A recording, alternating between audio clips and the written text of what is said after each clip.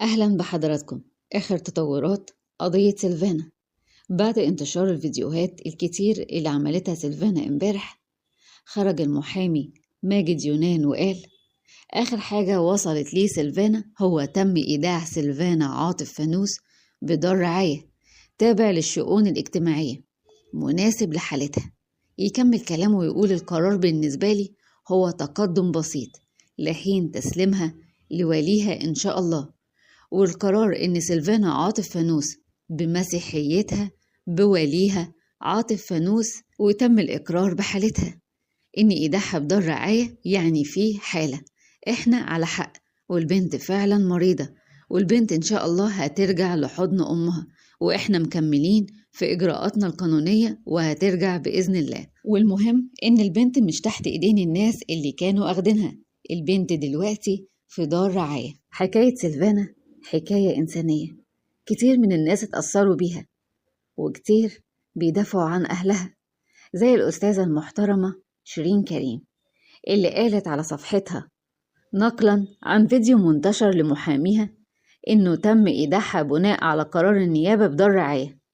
بصراحة الموضوع بقى لمدة مش عايزة أتكلم فيه، وده لأنه حق كلام البنت بالتحقيقات لم ينشر، في غموض شوية في التفاصيل، ولكن بما إنه تم إيداع القاصر بدار رعاية إذن ده يثبت اللي كانوا بيكذبوا أهلها إنها مش قاصر، فكده كلامهم صح.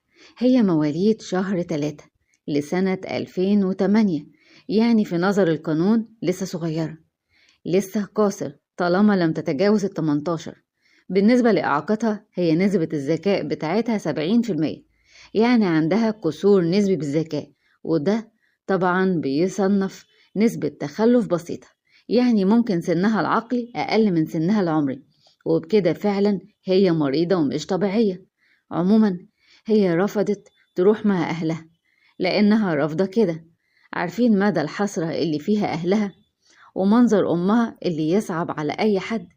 هي ممكن ما تكونش اتاخدت أو رايحة بمزاجها، وده واضح بسبب الحب، وده شفناه كتير. السؤال هل دخولها للإسلام علشان خاطر شاب ده إسلام صحيح؟ هل خروجها بفيديو بتشتم بأهلها وتقول عليهم كدابين وكفرة لما يروحوا يزوروها ينطردوا وينضربوا ده في الإسلام؟ ربنا أمر المسلم حتى لو أهله غير مسلمين إن يبرهم ويعاملهم بما يرضي الله، وهو أهلها مقهورين ليه؟ لأنهم ربوا وكبروا، وبعدين واحد جه باسم الزفت الحب ضحك عليها. هو الزواج بين طرفين ولا عيلتين يبقى كده أخدها وخطفها؟ أيوة، لأنه أخدها منهم بدون رضاهم وهي قاصر، ولو دي سيدة كبيرة بالعمر زي البلوجر اللي أسلمت محدش زعل عليها حتى أهلها، لأنها عاقلة وراشدة وحرة بعقيدتها. لكن لما تكون لسه صغيرة ومعدتش 18 سنة، في عيون أهلها لسه صغيرة عايزين يفرحوا بيها. وأنا واثقة لو سيلفانا كانت كبيرة بالعمر وتركت ديانتها من غير موضوع الحب محدش كان زعل عليها، وكانوا قالوا ولا هتنقصنا ولا هتزود غيرنا زي ما عملوا مع ليلي فؤاد. يا جماعة ولادكم أمانة، حافظوا عليهم، واللي بيسيب دينه علشان الحب عادي، الحب ممكن يروح في وجود المشاكل، ساعتها مفيش حب، يعني كده عقيدتك غير صحيحة. العقيدة الصح إنك تبقى مقتنع بما تؤمن به من غير مؤثرات داخل فيها حب ولا فيها شاب ولا فيها فتاة، ولكن لله الأهم. طالما سيلفانا طلعت لسه قاصر على أهلها إنهم لا يتركوا حقهم في إعلان بنتهم إسلامها بالكذب، لأنه أكيد الأزهر مش هيوافق على كده. ثانيا احتجازها ببيت الشاب اللي كانت عنده، لأنه لو اتجوزها هيبقى سنته مهببة لأنها برضو قاصر. ما تسكتوش عن حق بنتكم حتى لو بنتكم مش عارفة مصلحتها. ربنا ما يكتب على أب ولا أم اللي كتب على أهل سيلفانا من بعدها وكرهها ليهم بالطريقة دي، بس أرجع وأقول رفضها للرجوع معاهم ده كفاية إن يبين إن في عدم احتواء ليها. مش قادرة أحكم لأني معرفش ظروفهم. ختاما، القصة مش دينية على قد ما هي إنسانية، خاصة في حالة سيلفانا، إسلامها علشان الحب وتتجوز شاب، مش علشان معرفتها للدين الإسلامي. وده كان كلام الأستاذة شيرين كريم اللي نشرته على صفحتها الخاصة. كان انتشر كلام الأستاذ السيناريست مدحت العدل، وكنا قلنا لحضراتكم امبارح على كلامه اللي قاله.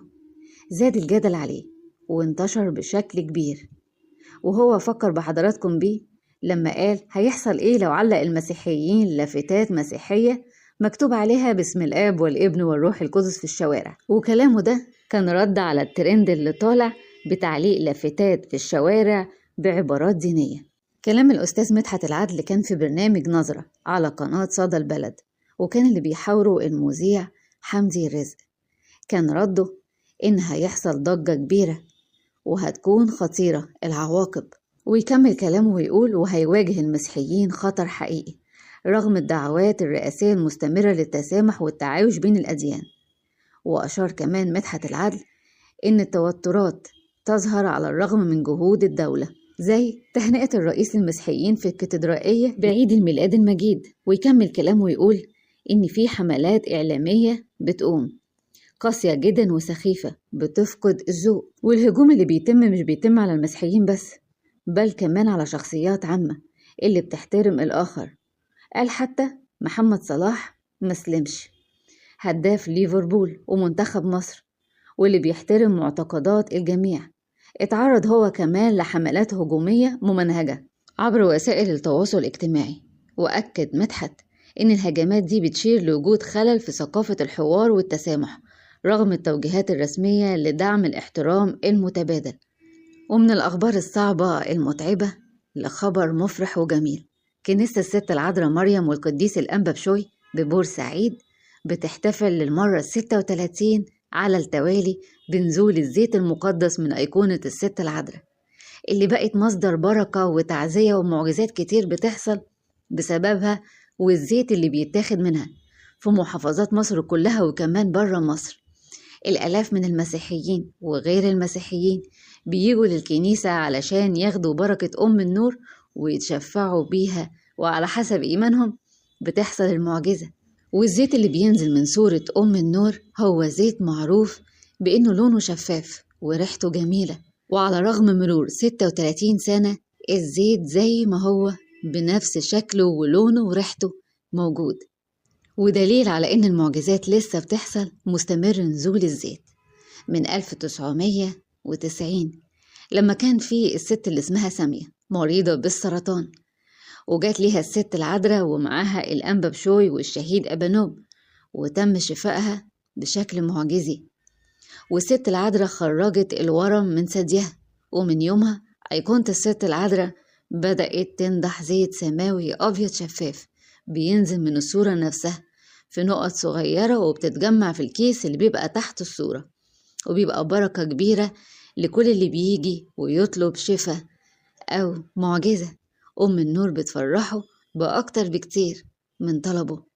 أم النور حنونة لكل اللي سامع وعنده ضيق أو مشكلة يتشفع بالحنونة، وهي مش بتكسف حد أبدا، بس اطلبها وتشفع بيها وجرب محبتها.